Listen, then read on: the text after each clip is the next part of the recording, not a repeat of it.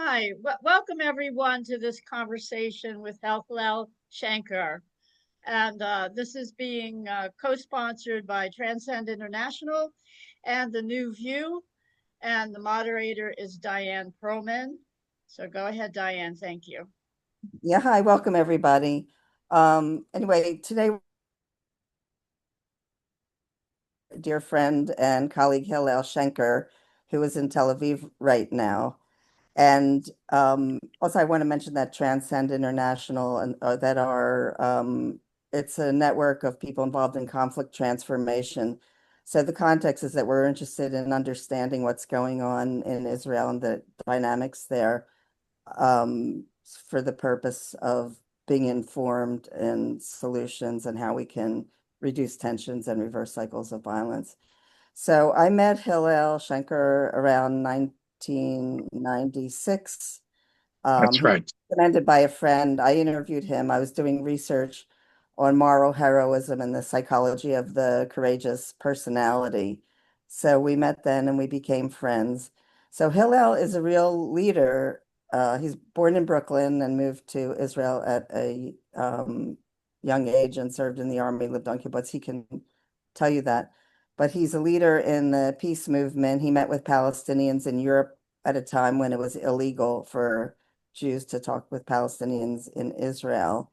And he's co-editor of the Palestine-Israel Journal, which recently won a major journalism award.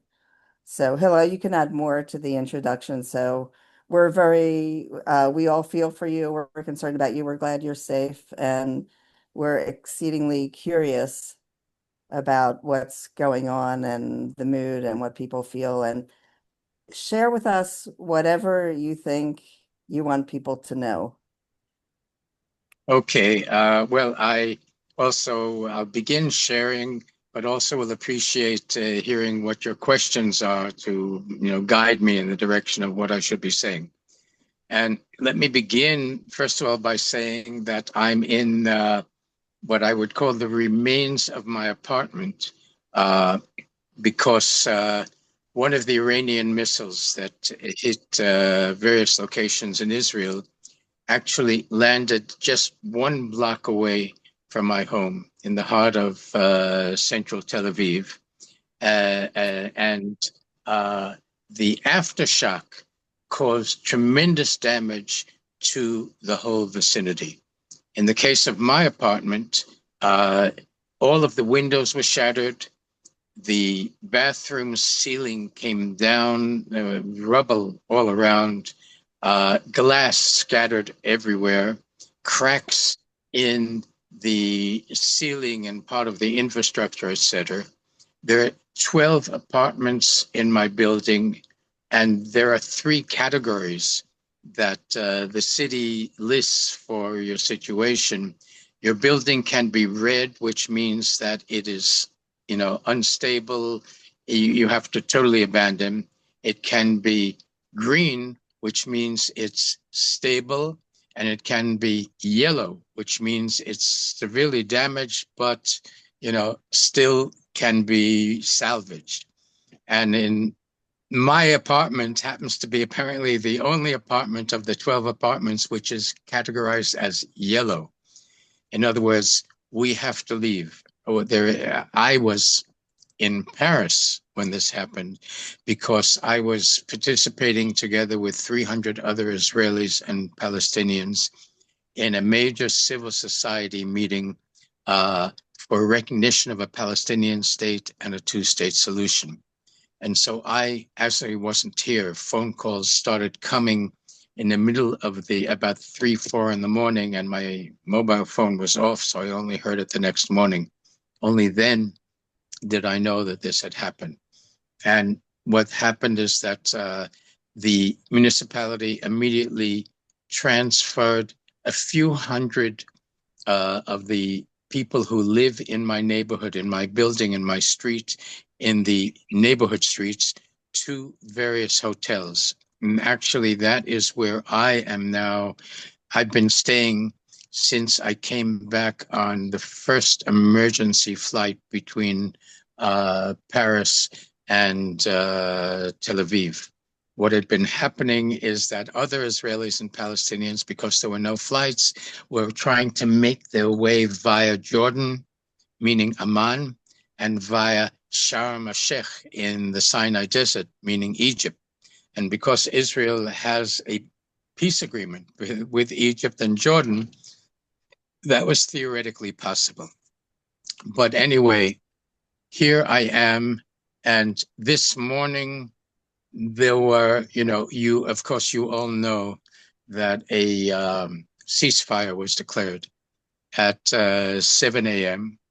And yet there were 4 alarm alerts between 6:30 and 7 because the Iranians were trying to get in whatever they could before the ceasefire. And I'm sure that the Israelis were doing the same towards the Iranians.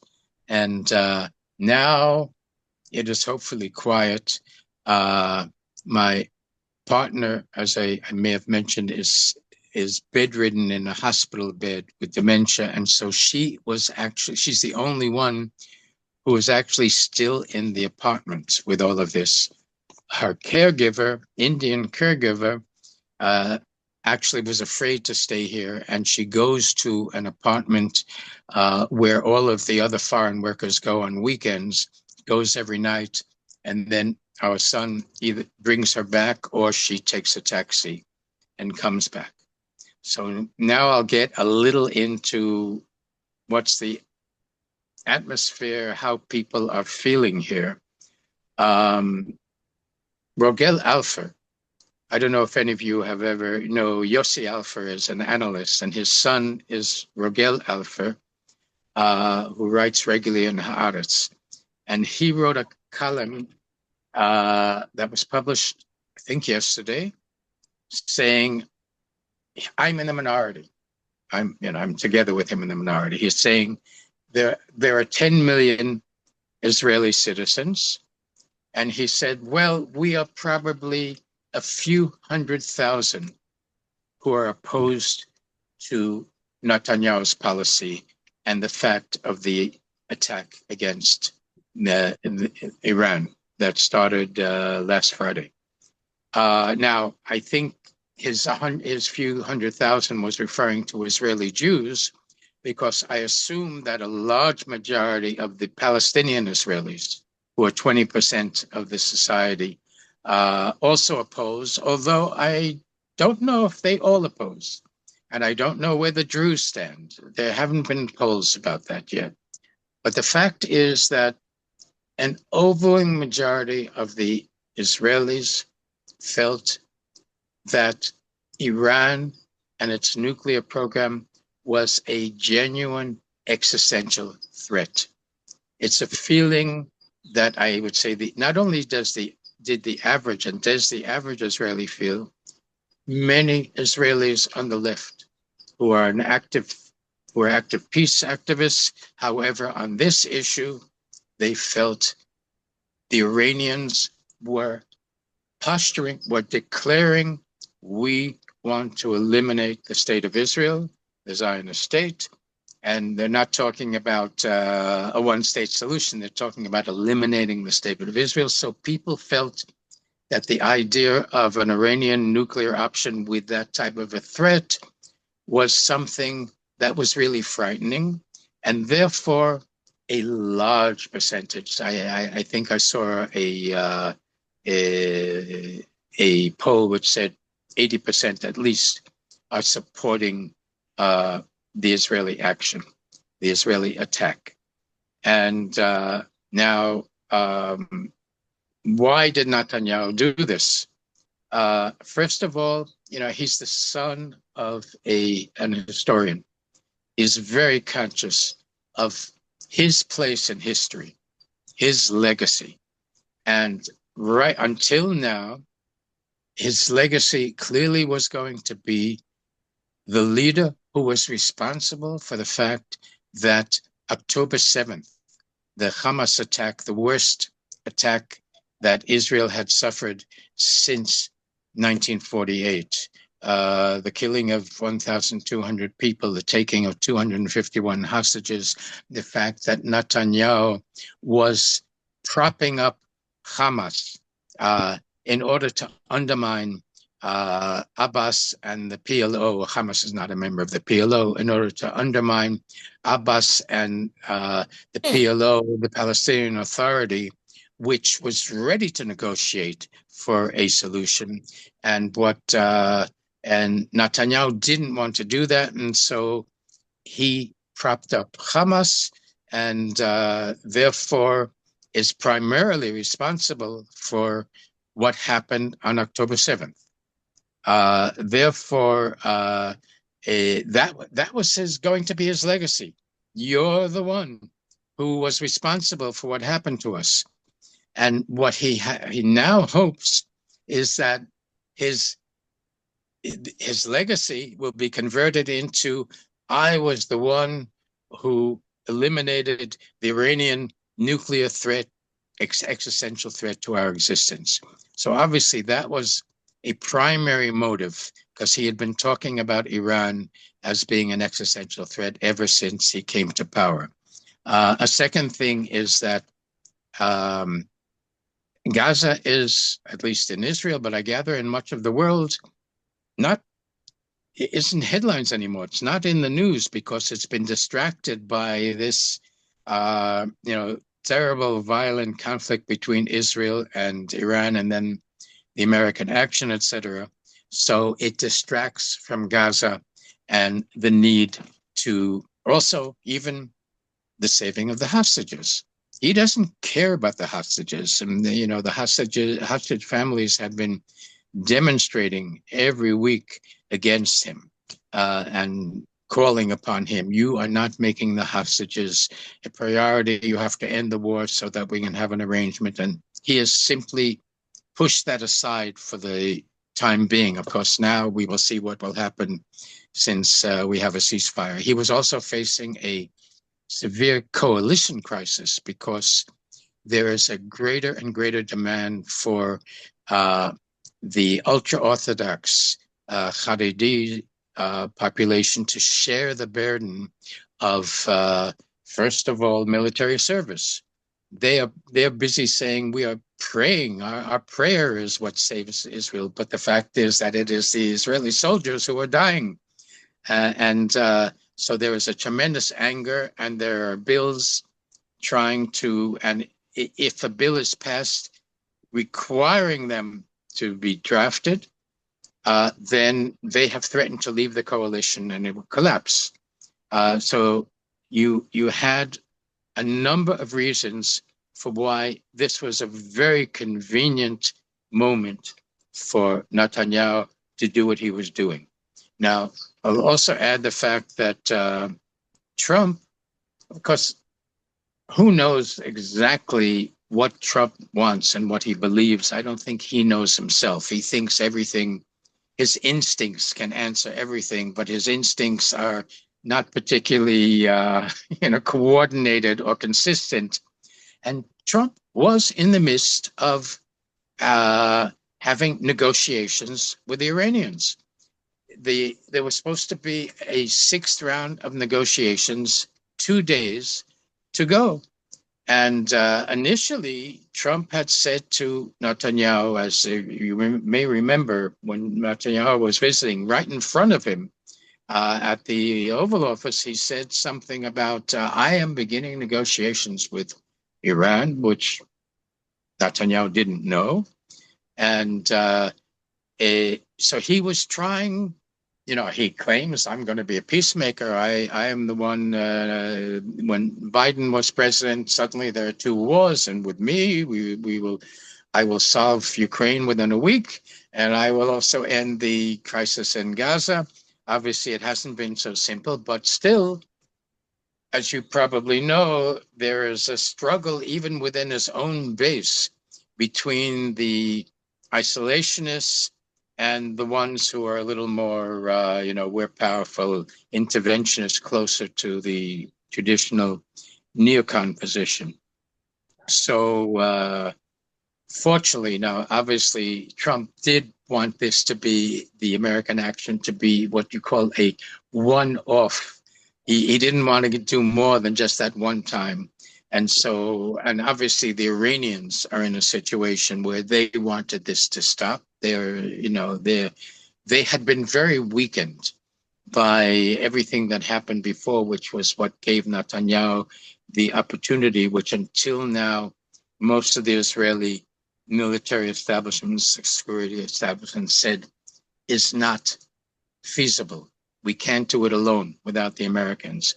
But because the Iranians were their allies, the Hezbollah, the Assad regime, the Hamas people were so weakened that Iran therefore appeared to be more vulnerable. And then Netanyahu, against the advice, definitely the initial advice of Trump, he dared to go against what an American president was saying, assuming that he could manage him, which it turned out he could, because Trump then gave a justification. Well, I told the Iranians that they had 60 days to come to the agreement, and the 61st day arrived, and then Netanyahu attacked. So, but the truth is that you may remember that also Marco Rubio, the Secretary of State, said, we're not involved. We have nothing to do with it. This is the Israelis. And so there we are. Now, but the bottom line is that I believe, and I'm obviously, and many of the Iranian experts and security experts will also say the same thing, that there is no military way of totally destroying the Iranian nuclear option. What is feasible, first of all, the JCPOA, which Obama negotiated back in 2016 with Rouhani. That was working. And it was Netanyahu who convinced Trump to withdraw from it. And then the Iranians said, well, we have no alternative. We have to go ahead. Now what is really necessary Hillel, is... Hillel, not everyone knows what that acronym is. JCPOA is I don't remember exactly what it stands for. Do you remember? Well, we call it the nuclear deal, right? But it's it's the nuclear deal. Joint comprehensive. That's it. That's it. It was signed by the United States and the 5 members of the Security Council. It was called J5+1 because it was the 5 members of the Security Council together with Germany signed it with Iran. And then the United States pulled out unilaterally when Netanyahu convinced Trump to pull out, and the others remained in. But after a year, the Iranians said, well, you're not coming back, so we're going to rebuild. We're going to go further. So the way to control the Iranian nuclear program, which is clearly, if they did go nuclear, they were on a nuclear threshold, then there's no question it would start a real nuclear proliferation in the area, because if Iran gets nuclear weapons, then Saudi Arabia said they would too, and then Egypt would have the need, and Turkey, etc. And so this is needed for the entire region. It's quite clear. Now, so now hopefully there will be a renewal. My understanding is that both the Iranians and the Americans are ready for a renewed negotiation. And hopefully such a negotiation will reach an agreement similar and perhaps, if possible, better than the previous one that was reached in 2015 and what 2 things will be needed for that agreement to make it work. One is really credible inspection, and the other is it would be very helpful if the Iranians would stop their posturing of we're going to eliminate the state of Israel. If they will be ready to do that, that would be a really important component in everything. There's also a danger that the Iranians will draw the North Korean lesson. The North Koreans got nuclear weapons, and so nobody dares to attack them. Ukraine gave up its nuclear weapons, and we saw what happened. Russia took advantage of that. Same with Libya, which was on the verge, and then, it collapsed. It was attacked. So there is clearly a danger that one of the conclusions of the Iranians will be to go ahead and, if they can, quickly, because the Iranians have the educational, the economic, the general nuclear knowledge to be able to go ahead if that is their choice and if there is no other solution to this, to the current conflict. Now, I just want to add, when talking about Iran, one other thing, and that is that I don't know if you have seen the fact that a joint Israeli-Iranian statement was issued. We founded a joint Iranian-Israeli dialogue forum for dialogue and diplomacy and against military confrontation between the two peoples. And I'll give you a brief explanation of how that happened. As Diane mentioned, I and my Palestinian colleague, co-editor Ziad Abu Ziad of the Palestinian Israel Journal, we received the Ari Rath Award for Critical Journalism in May of 2024. Ari Rath was a long-time editor of the Jerusalem Post.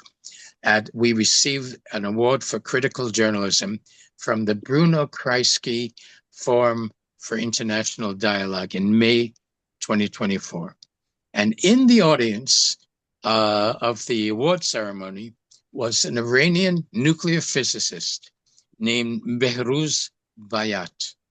And a few months ago, he contacted me. He lives in Vienna.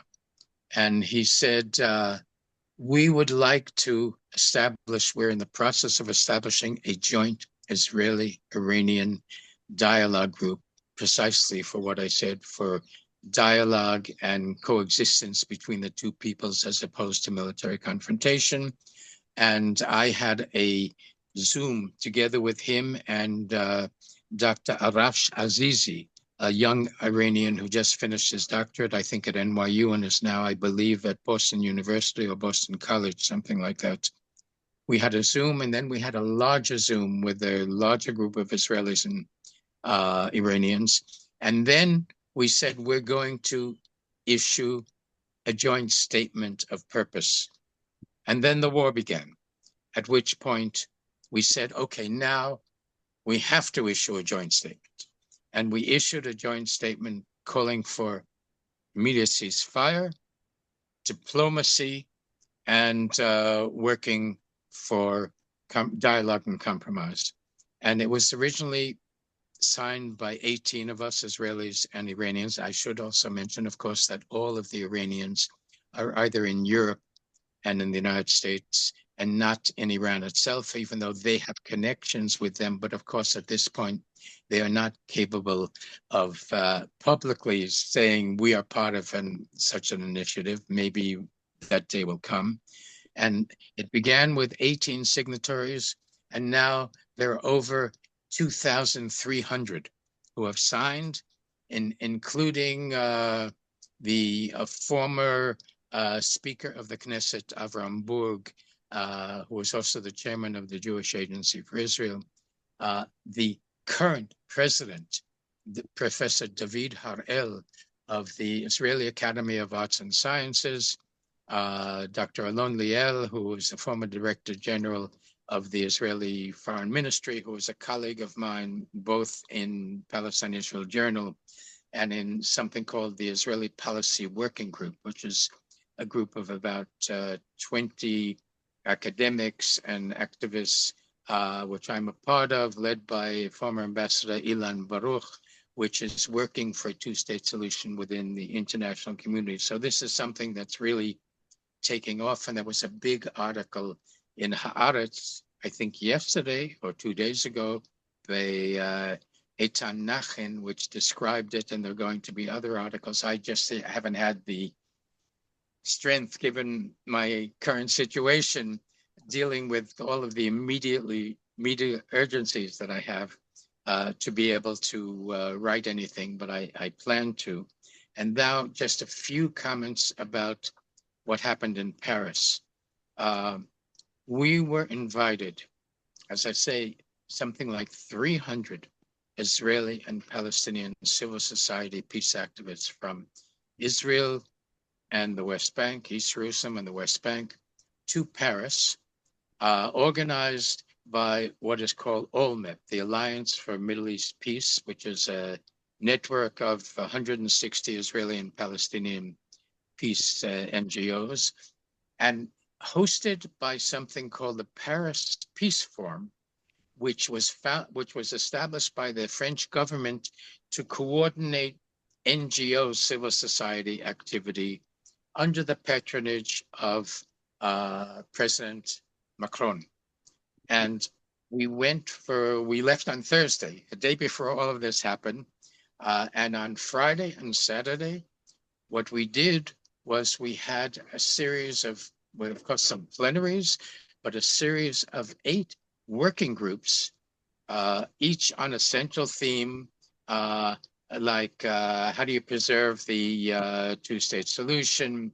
What is the future scenario? There were 8 different, what's the role of civil society in moving things forward? There were 8 different working groups in which we discussed things and came up with resolutions. We even had a working group to draft a letter to President Trump with a call for him, what he should be doing. I was saying, well, it has to have very big fonts, as you can imagine. And I participated actually in 2 of the working groups. One of them was the working group on how do we preserve the two-state solution. The other was how do we draft a letter to President Trump. There were plenaries. One very powerful plenary, I think at the beginning, a 22-year-old student from Gaza spoke very powerfully about the reality of what she and her family have been experiencing in the terrible reality of what has been happening in Gaza, what the IDF has been doing in terms of this major war crime that is taking place there. And on the Israeli side, the speaker was the grandson of Oded Lifshitz, the journalist who my partner actually worked with at the left-wing daily Al-Mishmar, who was kidnapped on October 7th at 83 years old from his kibbutz in Nir Oz on the south and was killed there. Could have been released if Netanyahu had continued the first release, but he didn't do that. And then meanwhile, he was killed. So the grandson spoke. There are a lot of children and grandchildren of people who were killed on October 7th who have, instead of seeking revenge, they have said peace is the key. Maoz Yinon is one of the most famous ones, together with his Palestinian partner who has been going around. He was there also at the conference. Now we also met with President Macron. President Macron invited us on the last day, the first day, it was Friday, right? That first long day of workshops, he invited us to the Élysée, the palace, which is the presidential headquarters. He gave a press conference to the press, and then he asked us all to come out in the garden of the Élysée and gave what I felt and what everybody around me said was a really powerful, impressive speech of his personal commitment to try to move things forward. And as you, I hope, know, the plan was that This past week, there was supposed to be a 3-day conference at the UN, jointly sponsored by France and Saudi Arabia, by MBS, to promote the idea of a recognition of a Palestinian state, of course, the end of the war, and a two-state solution. And it's going to have workshops. And what we did was in Paris, prepare material to be input into the workshops that will take place in New York. In other words, what the French understand and have accepted is that civil society, that's all of us, you, us. I mean, this is also, I think, this is where it connects to Transcend and Johan Galtung's philosophy. Civil society has an important role to play, and at least in this case, although there are very mixed feelings I discovered in France about Macron himself. The left doesn't like him and the right doesn't like him, but right now, the only game in town to try to, in any way, initiate and move things forward is what the French and the Saudis are trying to do. And so from that point of view, my sense is that all of us, all of the Israelis and Palestinians who were there in Paris, were very impressed and believe that this is a very worthy initiative, which now that the war has stopped, it was postponed from the 17th to the 20th of June because the Palestinian leaders wouldn't be able to come. And Abbas has to be there, and others have to be there. I should mention, by the way, that two of the major speakers at our conference in Paris were former Israeli Prime Minister Ehud Olmert and former Palestinian Foreign Minister Dr. Nasser al-Kidwa, who is also, you may know, Yasser Arafat's nephew.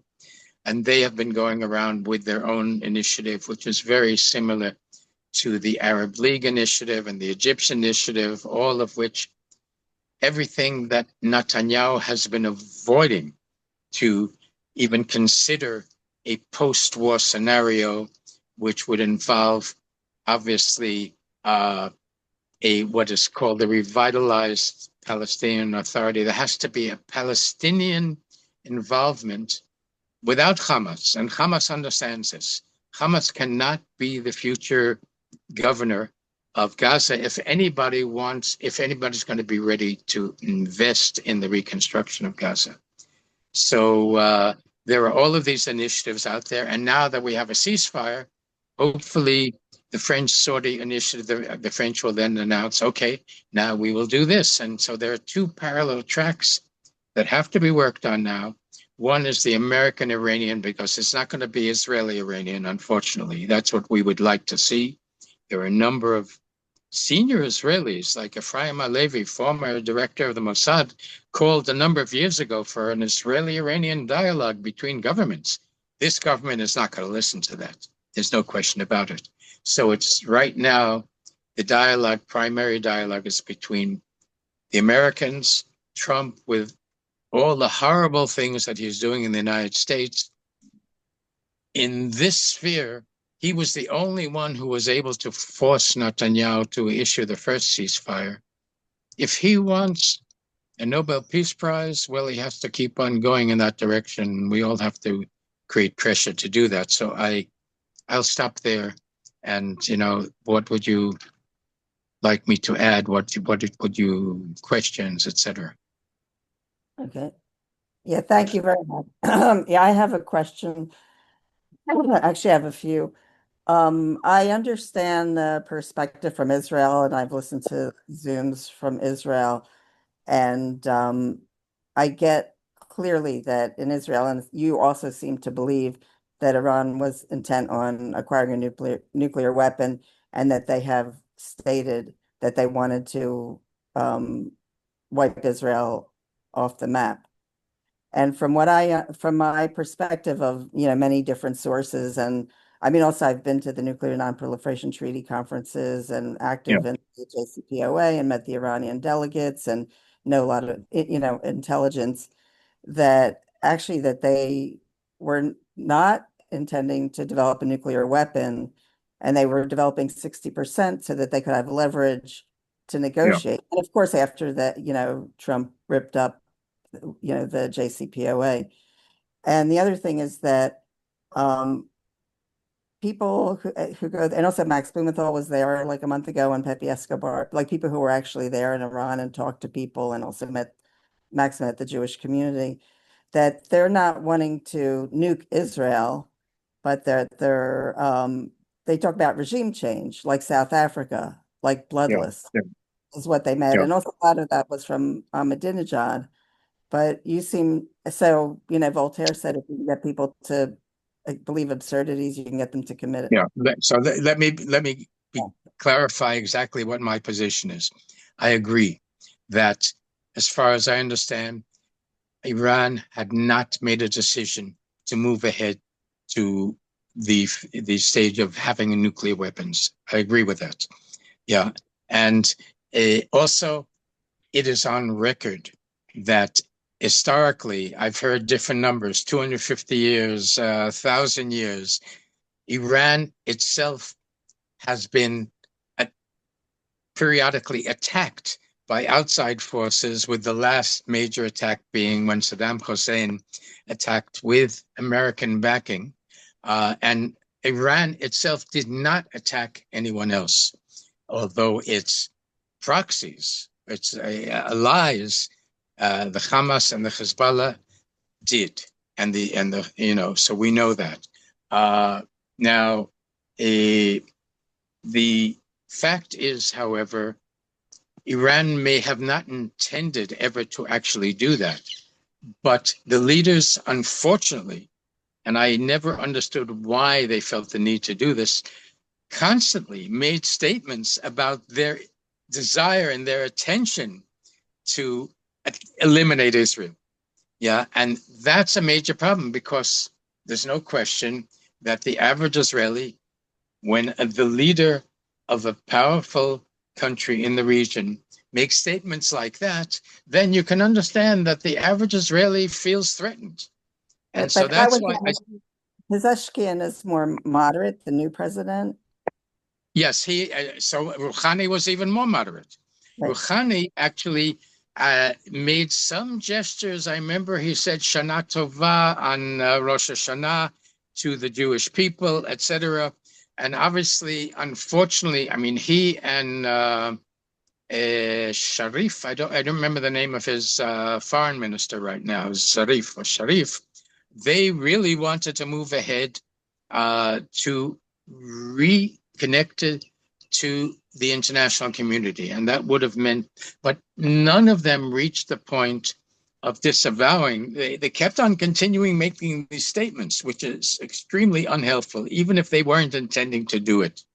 And so that remains a major problem that hopefully will be one of the results of negotiations, that they will stop making those claims, those insistence, whereas the whole Arab world, the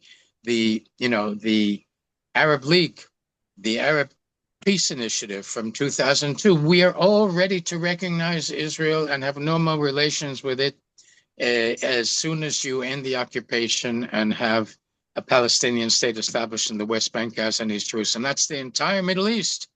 And one of the things that Macron said to us is that, we really achieved some things in terms of the negotiations towards this initiative that we're doing. We got from Indonesia, the largest Muslim country in the world, we got them to say the moment that Israel recognizes Palestine, we will recognize Israel. No comment like that has ever come from Iran. And we need something like that from Iran. Okay. Anyone else have questions? Diane, you want to go ahead, or should I? No, go ahead. I have other questions with someone else. Raised hand too. This puzzle of why the Iranian leadership would keep saying they want to destroy Israel and therefore are such a verbal threat that could be made real. And Hillel, you said that you said you don't even quite understand why they keep doing that. But could we drill down a little bit into the psychology of why they would be doing it and just share different viewpoints, because this is such a trigger that Iran leadership would be saying and stating this threat to the existence of Israel. Yeah. Can we look at, the psychology of this? I've heard one explanation, but I'd like to hear if there are any other explanations. The explanations I've heard is that, authoritarian leaderships like to create the image of a common enemy to unify the people behind the leadership. That's also what Netanyahu does all the time. And so that is one of the explanations for why this Iranian Islamic leadership has been doing it. Now, maybe you have other explanations as well. Well, that's anybody else? That's a yeah. good That's the explanation I've heard. Because the United States has been doing this with Well, our full spectrum dominance foreign policy. There's always got to be an enemy. Soviet Union collapses. Now there's terrorism, and now there's this. There's whatever it is, climate change. Yeah, there's mass immigration, which is coming to eat our dogs and cats and rape us and everything else. Yeah, right. So we have to question how so-called democracies emerges into these authoritarian personalities and leaders. It seems like that's across the board, whether it's stated as a democracy or something else. It seems like humanity has to deal with this problem of the authoritarian leader. And that's why I so appreciate your work and how you describe leading up to this Paris conference and the declaration between Iran and Israel. I believe you said this declaration. Yeah, Iranians and Israelis, not Iran and Israel, but it's Iranians and Israelis. And Israeli civil society. Again, we're looking at the people awakening for a fair society. Thank you. Richard, Marilyn, and then Richard. Okay, thank you so much, Hillel. I really appreciate everything you've told us, and especially the work that you were doing in Paris. Yeah, if somehow the Iranian rhetoric could be shifted, instead of saying they want Israel to cease to exist, to focus on support for Palestinian people and their right to statehood, which I gather they also talk about. And so if it were actually possible to have a viable Palestinian state in the West Bank, Gaza, East Jerusalem, a state that has sovereignty and autonomy, to choose its own destiny, that would be wonderful. But my question for you is, considering that I imagine we all share the ultimate goal of a complete nuclear weapons-free world. And I thank Diane for all of her years of work on that. And certainly my own country is one of the worst. I mean, I would love to see the United States completely free of nuclear weapons. As interim steps moving to that goal, and in course of the negotiations that may now be restarted between the U.S. and Iran, to and maybe get another JCPOA type agreement going, do you see any possibility of, at some point down the line, achieving an actual nuclear weapons-free Middle East, with Israel giving up its nuclear weapons? And as a preliminary step to that, at least at a minimum, having Israel acknowledge its weapons program and sign the Nuclear Non-Proliferation Treaty and hold itself to that? Yes. Well, yes, that's the goal. And, I, for many years, was the spokesperson for the Israeli branch of the IPPNW, the International Physicians for Prevention of Nuclear War, and participated in quite a few regional conferences, also some international, but regional, with even Iranian civil society and former diplomats. Oh, there was one active diplomat who refused to shake my hand and refused whatever, but that was something else. But yes, that's the goal. There's no question about it. Now, two comments I'll make. We, the Israeli branch of International Physicians for Prevention of Nuclear War, hosted Shimon Peres, who is considered in many ways the architect of the Israeli nuclear program. We hosted him in the period between when he was out of office, he had been prime minister, and the period when he became president. And he made the following comment. He, for the first time, he said, Israel would be ready to give up its nuclear program and sign the NPT after a comprehensive peace would be agreed on with all of the region. That's what he said as that's when Israel would be ready. Yeah, in other words, it is most likely that in order to move forward in that direction, we have to resolve the Palestinian problem issue. I believe that the Palestinian state alongside the state of Israel is still not only the only solution, but that it is still viable. But for that, we need a change of leadership both in Israel, and we need a new, more revitalized leadership in Palestine. And we need also very active involvement from the international community, both the governments and civil society.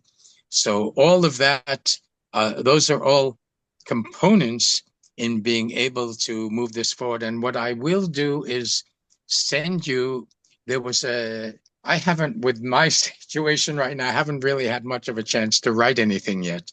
And this is the first time I'm actually having an opportunity to talk about my views and analysis and whatever. But Avram Burg, who I mentioned before, the former Speaker of the Knesset, wrote an article talking exactly about what you're saying, and I will share it with you afterwards. Yeah. Wonderful. Brilliant. Richard was next with his hand up. Okay, thank you. Hillel, I'm so good to see you, and and thank you for spending this time with us, and I'm glad you're safe, and hope you stay safe. Yeah. Thank you. Thank you for all this good work you're doing. Marilyn asked part of the question that I was going to ask too. I have in fact, a piece that I'll send you that is coming out in Counterpunch and also in the Transcend Media Service next week. I'm saying basically that when it comes to the question of Iranian intentions vis-a-vis Israel and the nuclear situation are really two different questions.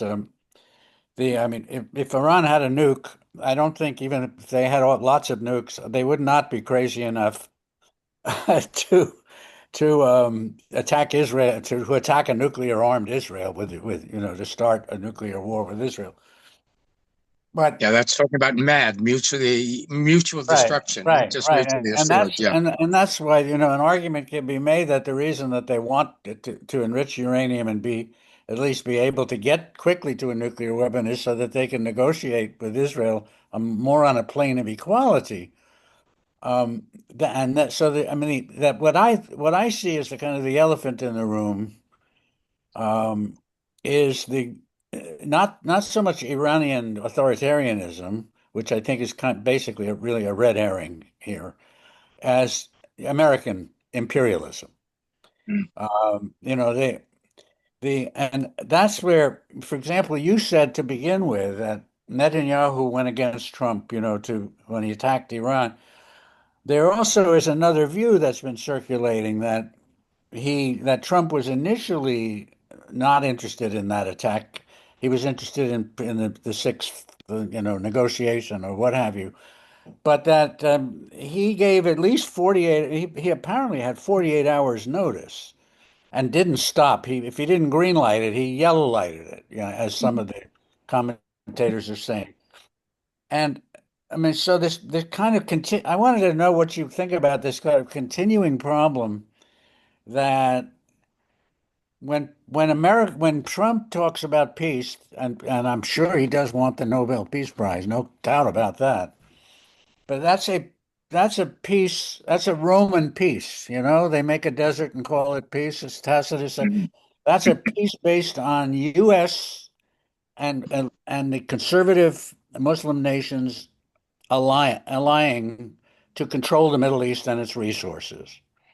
And you could argue that, and I do argue that the reason that Iran has been so crazy over the years is that they are the only source of really one of the few sources of resistance to those plans to kind of to control the Middle East and use Israel as an agent, as a U.S. agent.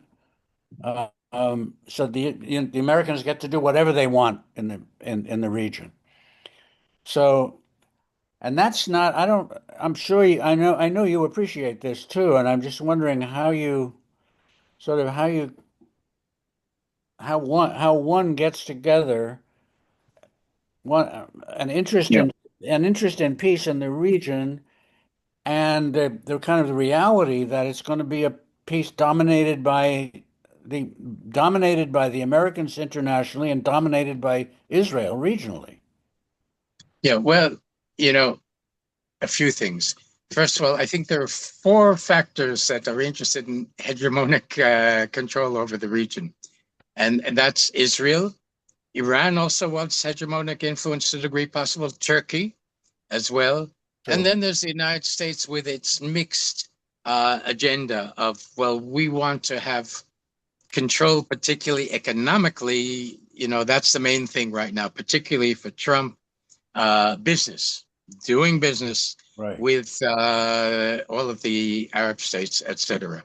And Israel is, one of the elements that can help control and enable America to have that influence. Now, to get back to what you said about, it would be very desirable if the Israelis and the Iranians would be ready to negotiate with each other, but neither leaderships has shown any readiness to engage in dialogue and negotiation, exactly what our Iranian Israeli Civil Society Initiative is talking about. The leaderships haven't been ready to even attempt to do that. And that's one of the things that we want to try to encourage. At least in Israel, it will require a different leadership, not the one that we have now. And, the question of what role Trump exactly will play here, and how the Iranians, will the Iranian current leadership want to salvage its control on the regime by being more pragmatic and more compromising? Will there actually be an internal regime change? And we go back to the history of the fact that it was the CIA which overthrew Mossadegh back in 1954, if I'm remembering correctly, who was that was a democratic Iran. And they overthrew him because he was going to nationalize the oil and everything else. And so therefore, and then they placed the Shah in power. And it was the Shah who everybody, the Islamists and the Democrats and the socialists, they band together. And then it was the Islamists who pushed aside everybody else and said, this is our revolution. We're going to control it. And so there are a lot of moving pieces right now. Will there be internal change in Iran? Unknown. Will we have it? Until now in Israel, the polls have continued to say, obviously Netanyahu got a boost in the polls because the fact that the clear majority also in the center and a part of the left support the attack on the Iranian nuclear program. But still, all the polls say that he will lose. I don't know what's going to happen in the next week's poll. And I actually thought that one of the reasons why he initiated this attack was that if he got a real boost in the polls, then in the parliamentary system, he could call a snap election to hopefully win again. I'm not sure if he's going to try it because so far the polls haven't, although they gave him a boost, his coalition is losing. So there's a lot of what you said that has to be done. And, again, all of us are in our respective ways players in trying to promote these ideas. Wonderful. I saw Diane's hand next. Yeah, Yes, okay. Liz. Yeah, I just want to sort of reinforce what Rich just said. I heard a dialogue with a Zoom called Dialogue Works with Nima Alkrashid, who's Iranian born, living in Brazil, with Richard Wolff and Michael Mhm. Hudson. And they said that this attack was like the last throes of the American empire. And we also know that Johann Galtung, our dear Mm. friend and mentor, Yeah. wrote a book on the fall of the US empire. I think we wouldn't go wrong if we assumed that nothing is about what they say it's about, and that it's important I want to thank you for that, Rich, like to hold like what's really driving this. Because if we don't have, I mean, it's overdetermined. There are many things. And also my early work was on the image of the enemy and manipulation of fear and exaggeration of threat around the evil empire and the nuclear arms race with the Soviet Union. So, in terms of solutions or transcend, if if we offer that as a diagnosis of what's the underlying forces that are going on, and maybe Rich, you can also weigh in on like how does that inform our strategy? Well, I guess one thing we have to demystify people in the public from not being seduced into, reacting on surface and black and white us them thinking. Anyway, just what are your thoughts on that? No, well, the United States is still the most powerful military power in the world. And Trump now just activated that. He used that. Is this the last gasps of the American empire? Wait, let me. This is my landline, which never rings, and it's probably somebody trying to raise money. Oh, it got away. Yeah. Or sell something to repair your apartment with. Yeah, yeah. No, they don't even know that. It's. How do I turn this off? There we go. Okay, I think I turned it off. Yeah, no. Oh no, I didn't. What? Okay, now I did it. What's been happening, the only ones who call my landline are usually these religious fanatics who are looking for money to save, to help, to contribute to whatever, and I quickly turn it off. But no, today everybody else only uses mobile phones. Whoever calls somebody on their landline, that's the way it is today. Um, and wait a minute, I lost the track of exactly. Empire. Yeah, right. Yeah, the American Empire. Look, first of all, we have, the UN was the hope, and Wait, the UN was the post-World War II hope for going beyond the national Yeah. states and having some sort of a universal world. wait, And hold on one second. I just want to yeah, insert something here that it's Israel as the like Larry Wilkerson calls like the US attack dog. So like US maintains the empire, and there's a question of like, is US using Israel or is Israel using the US? In So this like case, that's Israel was using.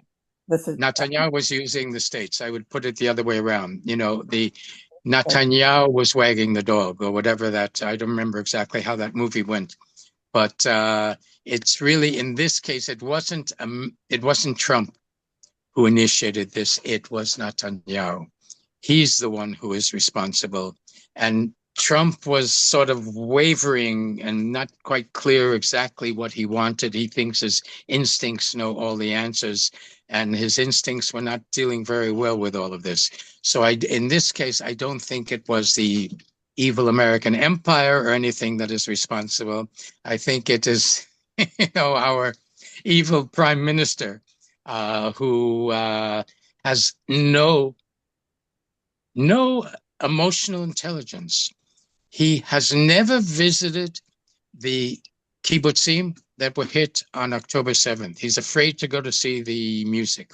And I was also thinking. I was talking to some of the people who were in the hotel. He wouldn't dare come to see us either, who were affected by the Iranian nuclear missile, because he knows that most of the people in this neighborhood probably oppose him. And so that's Netanyahu. But in the final analysis, at this point, well, is the American power cracking up? What is going to be the future, the midterm elections, can the Democrats, et cetera, et cetera. There are so many questions. I was also, as some of you may know, was the chair of Democrats Abroad Israel, the Israeli branch of the American Democratic Party, which has branches all over the world, 50 countries where there are American citizens, since I'm a dual citizen.